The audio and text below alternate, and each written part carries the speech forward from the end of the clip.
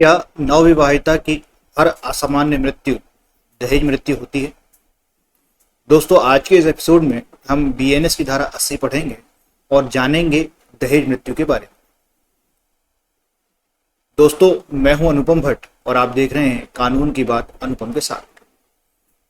दोस्तों, पिछले एपिसोड में हमने धारा 79 तक पढ़ा था। आज के इस एपिसोड में हम धारा 80 से लेकर धारा 87 तक, जो कि विवाह के पश्चात विवाह से संबंधित अपराधों के बारे में बताता है। इस एपिसोड में सबसे पहले हम पढ़ेंगे बीएनएस की धारा 80, जो कि दहेज मृत्यु के बारे में बताती है। दोस्तों, जहां पर भी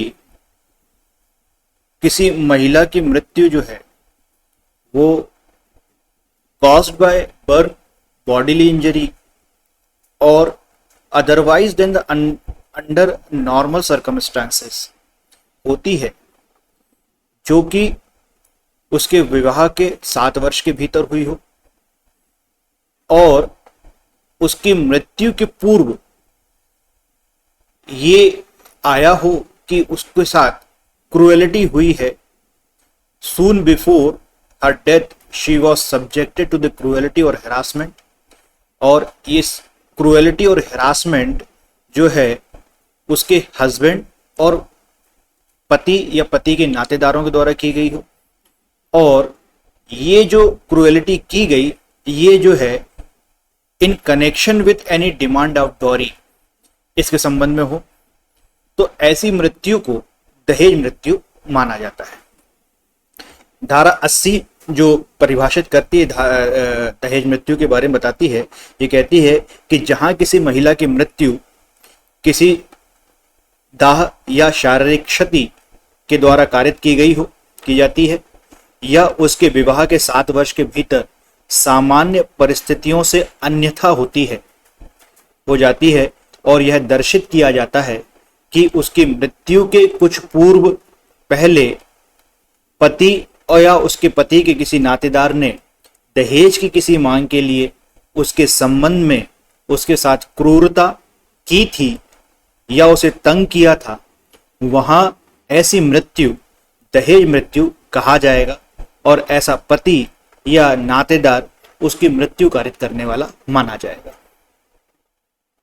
तो आप ये देखें कि धारा 80 में कुल 6 इंग्रेडिएंट्स हैं जिनको आपको दहेज कवर करना पड़ता है यदि किसी अपराध को दहेज मृत्यु आपको साबित करना है। तो अब दहेज, यदि किसी व्यक्ति ने दहेज मृत्यु के अपराध साबित हो जाता है किसी व्यक्ति के विरुद्ध, तो उसे क्या होगा?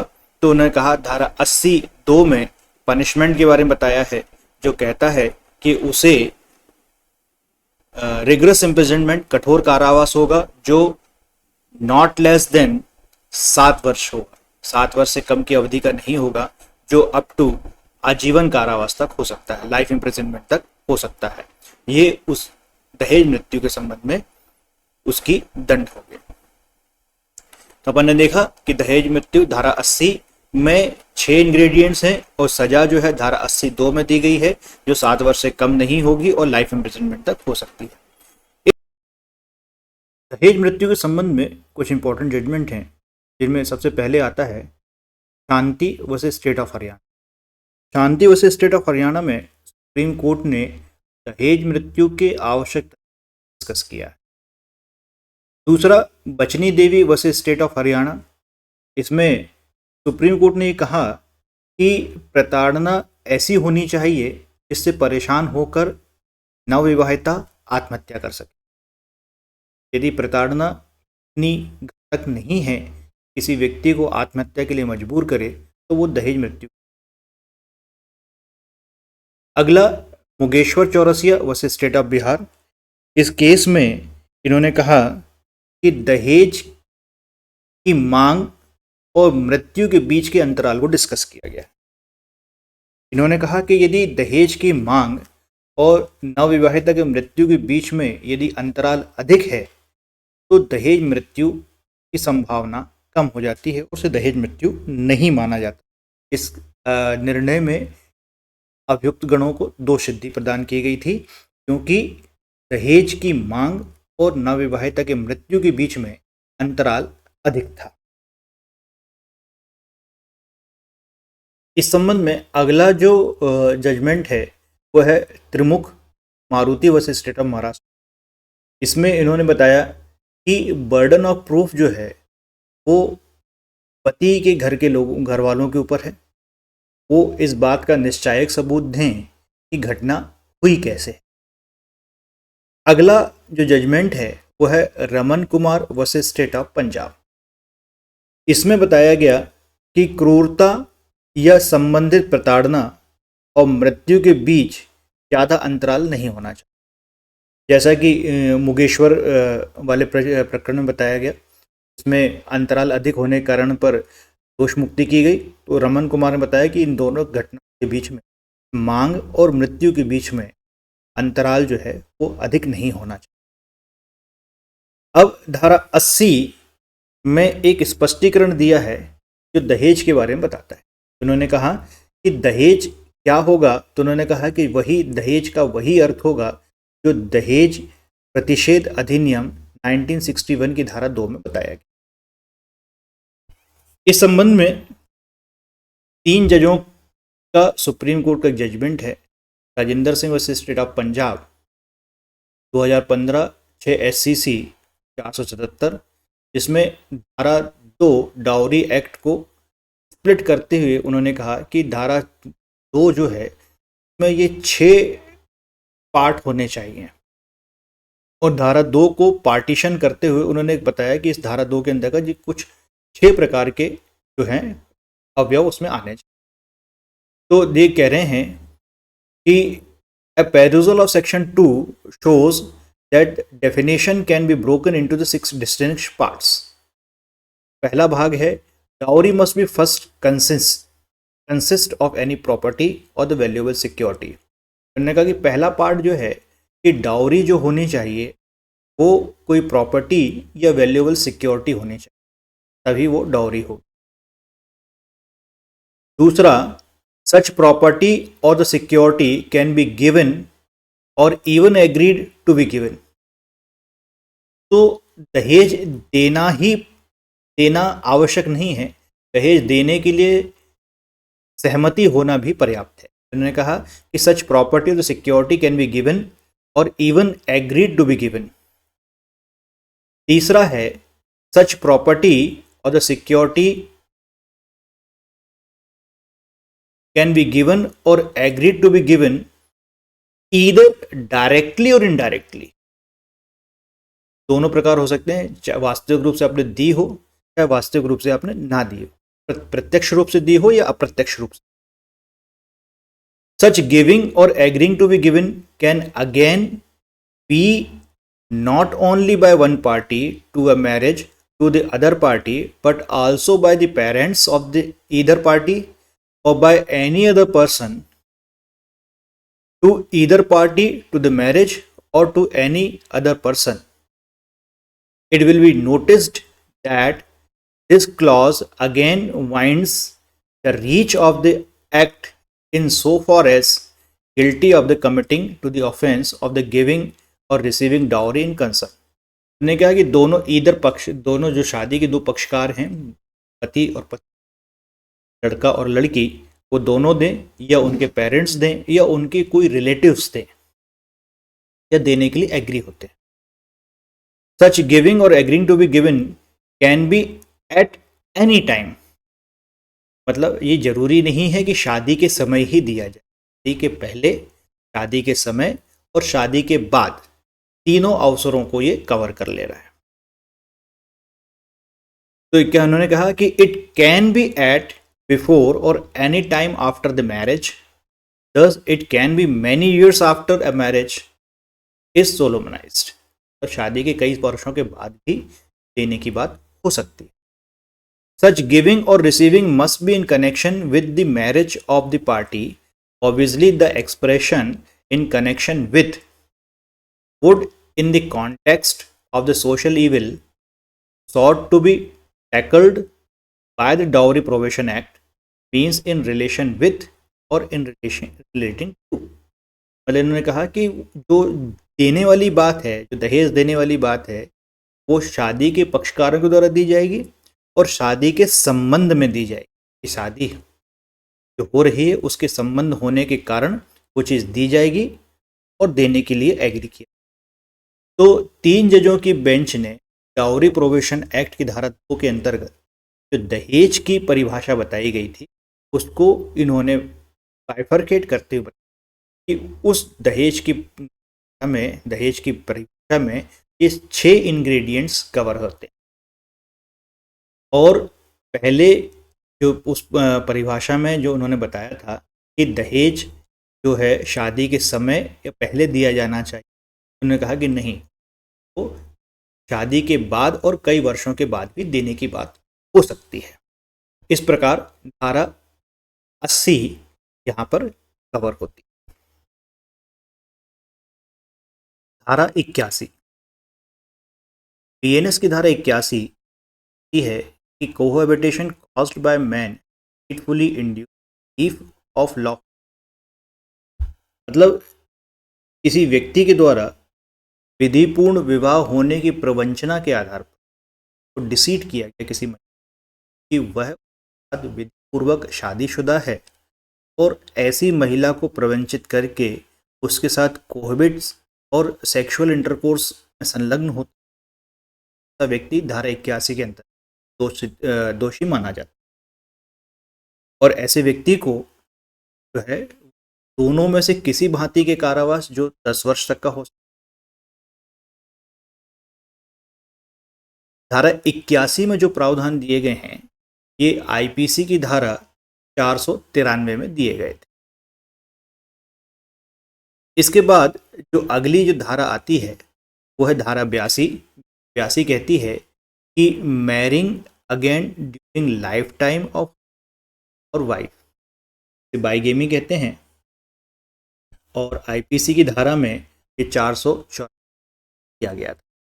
ये कहते हैं कि जो कोई पति या पत्नी के जीवित होते हुए या किसी ऐसी दशा में विवाह करेगा जिसमें ऐसा विवाह इस कारण शून्य है कि वह ऐसे पति या पत्नी के जीवन है, वह दोनों में से किसी भांति के कारावास से जिसकी अवधि 7 वर्ष तक की हो सकेगी और जुर्माने से भी दंडनीय होगा। अब इसमें 2 अपवाद दिए। 2 अपवाद 82 के कहते हैं कि यदि पूर्व की शादी किसी सक्षम न्यायालय द्वारा वाइड डिक्लेयर कर दी गई है 82 का अपराध, और यदि दूसरी कंडीशन है कि यदि वह जो पति या पत्नी जो है जो विरोधी पक्षकार हुआ उसमें पीड़ित पक्षकार हुआ उसमें यदि ऐसा पति या पत्नी उसके पश्चातवर्ती विवाह के समय ऐसे व्यक्ति से 7 वर्ष तक निरंतर अनुपस्थित रहा है और उस काल के भीतर ऐसे व्यक्ति ने यह नहीं सुना हो कि वह जीवित, तो यदि कोई पति या पत्नी 7 वर्ष से अपने दाम्पत्य जीवन में दाम्पत्य घर से यदि 7 वर्ष से अनुपस्थित है और उसके जीवित होने और ना होने के बारे में उसके परिवार के लोगों ने नहीं सुना है, तो ऐसी स्थिति में धारा 82 का जो अपराध आकर्षित नहीं होता, वो नहीं बनेगा। तो धारा 82 के ये 2 अपवाद। अब अगली जो धारा है वो है धारा 83। धारा 83 बताती है कि marriage ceremony fraudulently gone through without lawful,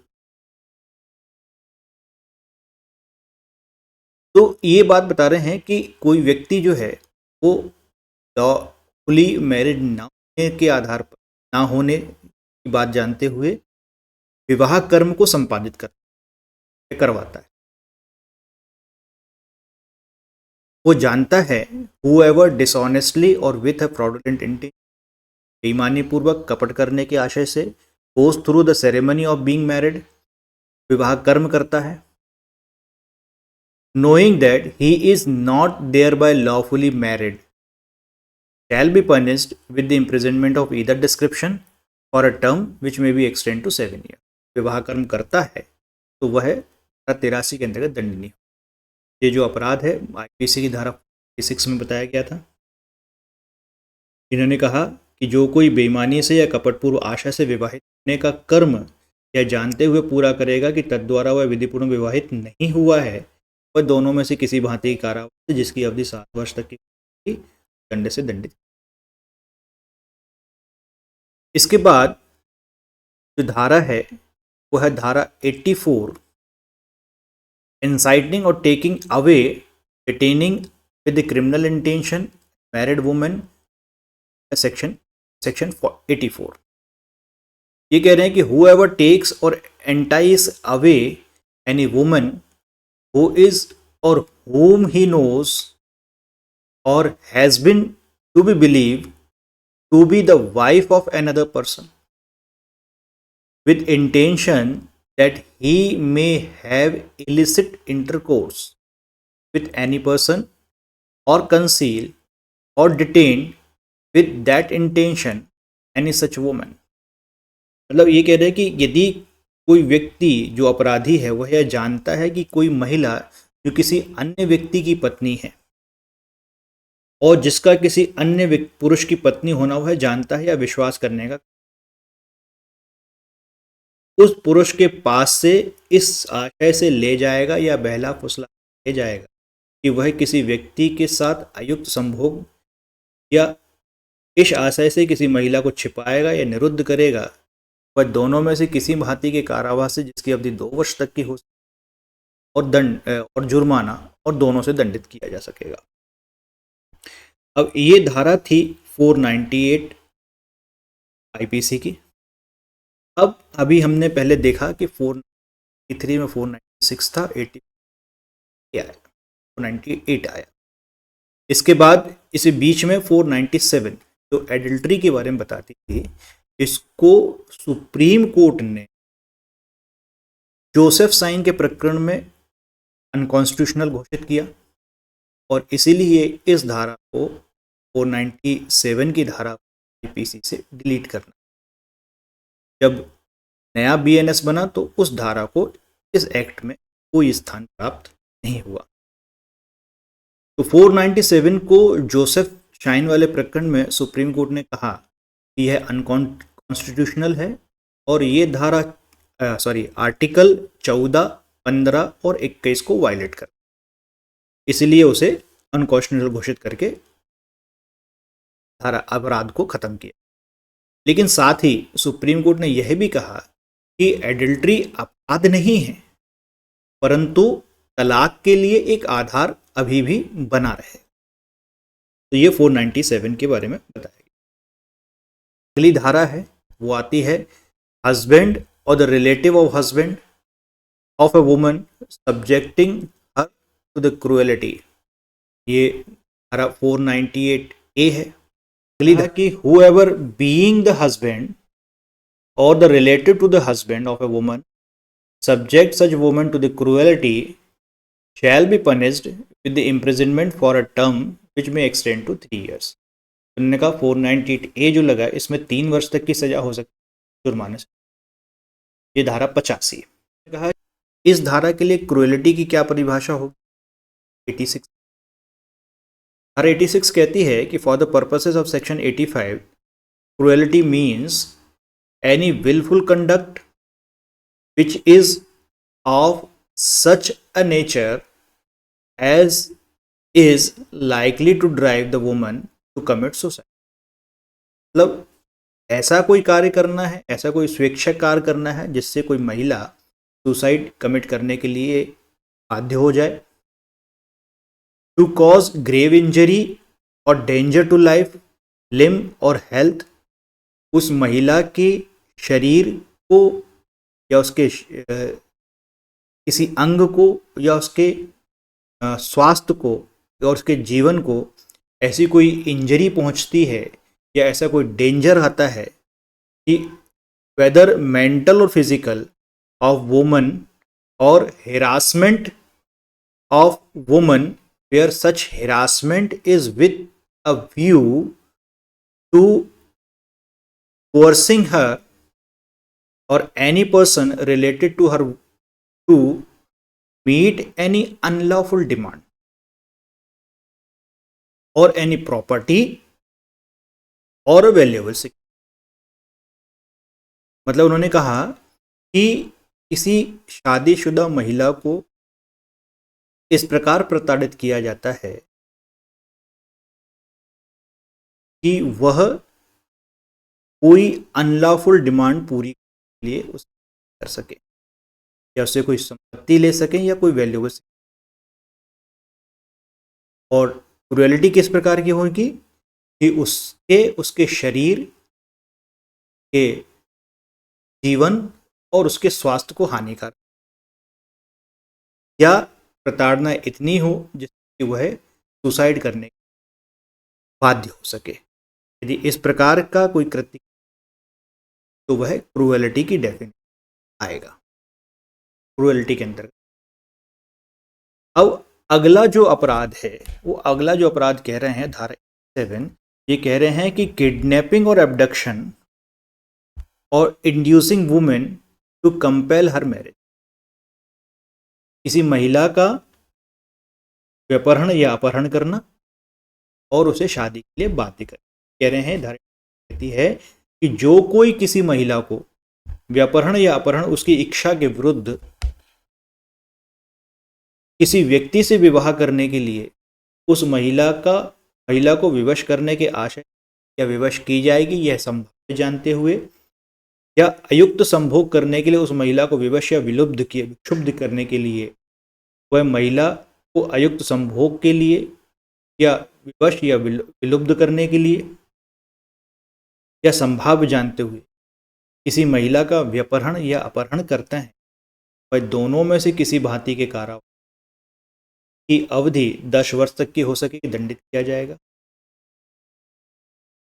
और कोई किसी महिला को किसी अन्य व्यक्ति से अयुक्त संभोग करने, विवश या विलुब्ध करने के आशय से वह विवश या विलुब्ध की जाएगी, यह संभाव जानते हुए संहिता के अधीन आपराधिक अभित्रास देता है।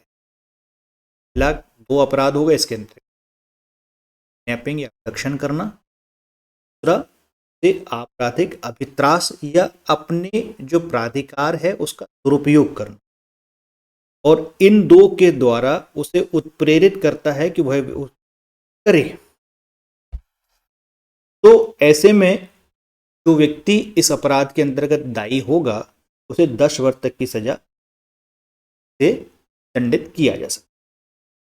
तो धारा 87 में 2 प्रकार के अपराध हैं। पहला व्यपहरण या अपहरण करना, दूसरा आपराधिक अभित्रास या अपने प्राधिकार का दुरुपयोग करके उसे इंड्यूस करना है, उत्प्रेरित करना।